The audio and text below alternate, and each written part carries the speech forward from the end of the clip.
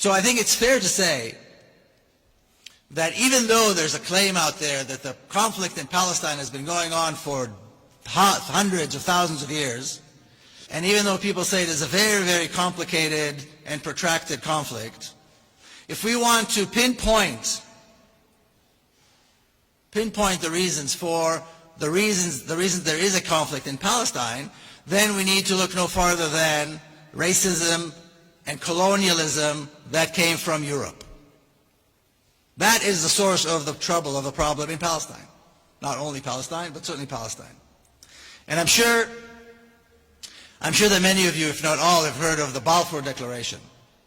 Now, growing up as an Israeli, you would think that the Balfour Declaration is one of the Ten Commandments.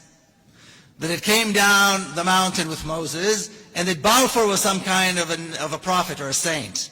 Every city, almost every city in Israel, has a Balfour Street or a Balfour Plaza. And growing up, you think that Balfour was, at least a prophet, maybe a king, a Jewish king. And what is the Balfour Declaration? Lord Balfour, who was the Foreign Secretary of Great Britain, promising a Jewish millionaire by the name of Rothschild, Palestine for the Jewish people. In other words, one white European racist offering another white European racist the country that belongs to somebody else. Neither one of them had anything to do with Palestine. But of course, these were days where it was okay, it was completely acceptable for white Europeans to take the country of non-Europeans and do with it as they will. Of course, this is still going on in many places. So that's the Balfour Declaration. Now, several decades later, we had the United Nations intervene and come up with the partition plan of Palestine. And this is the map they came up with. And today we walked around Amsterdam a little bit and we saw those, what are they called, the bulldog coffee shops? And when we look at this map, when I look at this map, I get a sense that whoever drew the map must have been sitting in one of these coffee shops when they were drawing this map. First of all, when you look at the map, it's absurd. The boundaries are absurd. There's nothing there that is actually practical.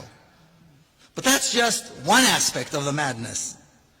The other aspect of the madness, which really convinces me that they must have been high or drunk when they drew this map and when they came up with this plan, is the following. In 1947, the entire Jewish community in Palestine numbered about 500,000 people. These were the people who, like my grandparents, came from Eastern Europe to colonize Palestine, to immigrate to Palestine, if you want to call it that. And then my parents' generation, who were born there. First generation Israelis, if you will. That's it. It was a community that had practically just come out off the boat. The native Palestinian Arab community was about 3 times larger. Yet the partition plan, or in the partition plan, they allocate the larger portion of the country to the smaller Jewish community. And the local Palestinian native community was supposed to be satisfied with a smaller portion of the land. And this was somehow supposed to work. Even today people say, it's all the Palestinians' fault, this whole conflict, because they rejected the partition plan. Of course, who would not reject such a mad idea, such a crazy plan? But there's something else about this plan that is important to understand. What emerged the next day are 2 diametrically opposed narratives. 2 histories that are the absolute opposite of each other. Cannot be bridged, cannot be brought together. And when we accept one, we reject the other. It is that extreme.